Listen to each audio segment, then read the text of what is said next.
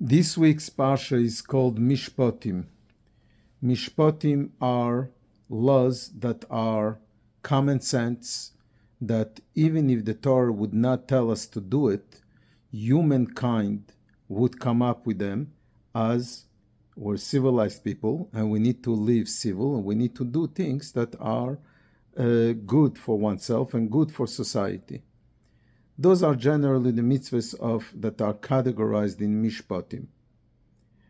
The Torah says, right after the giving of the Torah at Mount Sinai, the laws that the Torah has chosen to deal with are the Mishpatim, not the Edot, the mitzvahs that are testimonial to the relationship between Hashem and the Jewish people, Passover, Shabbos, Hanukkah is later, but these kind of mitzvahs, tefillin, mezuzahs, but and not mitzvahs that are chukim, that are beyond our human mind, beyond our limited understanding, mitzvot called chukim, like kashrus, purity, mikveh, and so on, but the mishpatim. Why?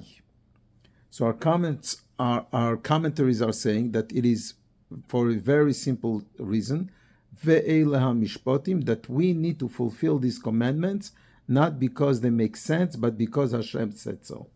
So even though on the surface, it seems like we do things like cleaning ourselves, keeping our body clean, eating, drinking, honoring our parents, giving an education to our children, not murdering, not kidnapping, even though they make sense, we do them not because they make sense, but because Asher kiddushanu b'mitzvos v'tzivanu. Indeed, sometimes we even make a bracha on these kind of mitzvahs.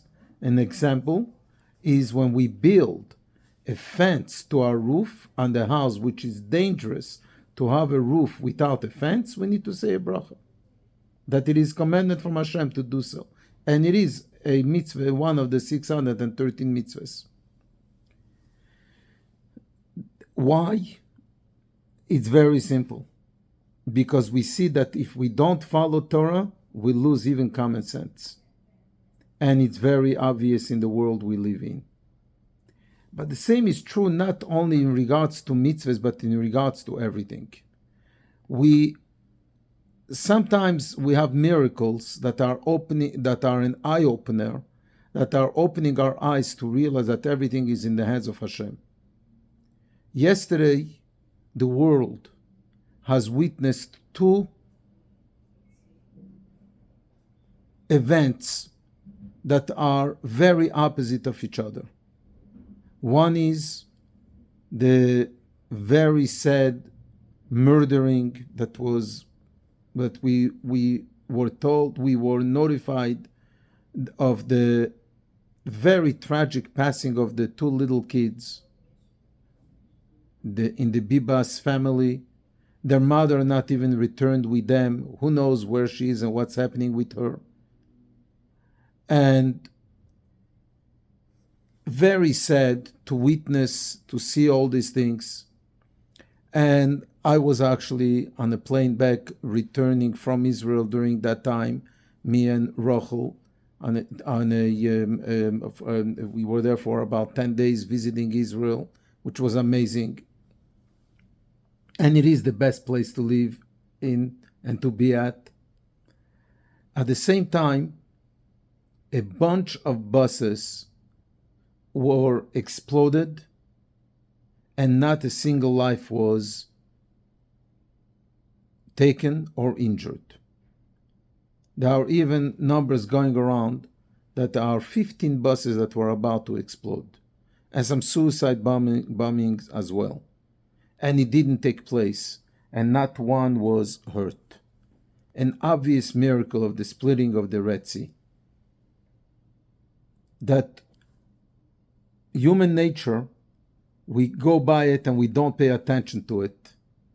And okay, yeah, it happened.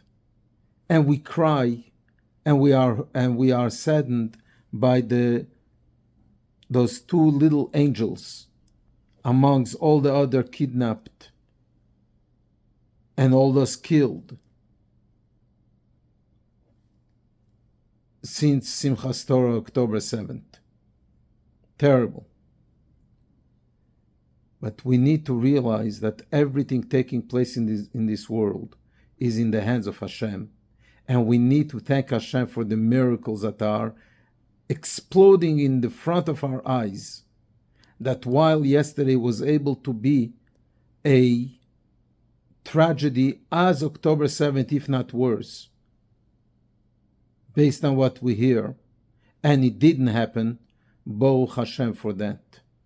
May Hashem comfort the Bibas family, all their relatives, all of Klal Yisrael, all of us. And may Hashem also enable us to open up our eyes and to thank Hashem for the miracles and for the positive. Everything is from Hashem. Every mitzvah, every good deed is a mitzvah.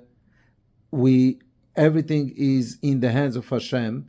Some we understand, some we don't. But Baruch Hashem. Good Shabbos, Shabbat Shalom.